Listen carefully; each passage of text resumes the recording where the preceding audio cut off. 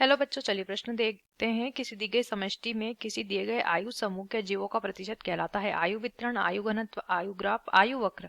आइए जानते हैं यहाँ पे हमारे प्रश्न की मुख्य अवधारणा। यहाँ लिखेंगे मुख्य अवधारणा। हमारे प्रश्न की मुख्य अवधारणा यहाँ पर संबंधित है, इसे ठीक से हम लिख लेते हैं। हमारे प्रश्न की मुख्य अवधारणा, हमारे प्रश्न की मुख्य अवधारणा यहाँ पर संबंधित है। देखिए, किसी आयु समूह के बारे में प्रश्न दिया है। एक समष्टि के अंतर्गत 3 आयु के समूह पाए जाते हैं।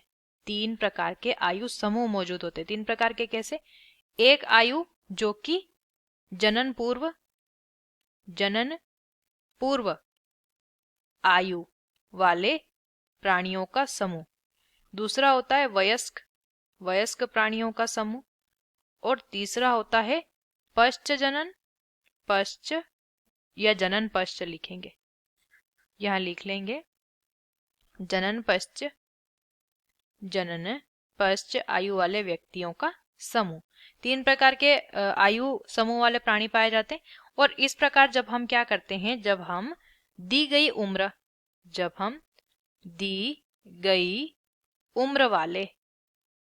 गई उम्र वाले लोगों या उम्र वाले व्यक्तियों के समूह के जीवों का प्रतिशत निकालते हैं, तो इस प्रक्रिया को या इस प्रक्रिया को क्या कहा जाता है? इसे कहा जाता है आयु वितरण।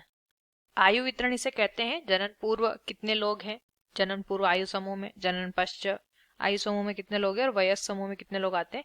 तो इस प्रकार से जो दी गई उम्र या उम्र समूह के जीवों का प्रतिशत होता है वो आयु वितरण कहलाता है। तो पहला ही विकल्प हमें क्या दिया है? आयु वितरण सही हो जाएगा। ये आयु घनत्व इसे नहीं कहते, नहीं आयु ग्राफ, नहीं आयु वक्र। तो विकल्प ए आयु वितरण हमारे प्रश्न का सही उत्तर हो जाएगा। आशा करते हैं आपको इस प्रश्न का उत्तर समझ आया होगा। धन्यवाद।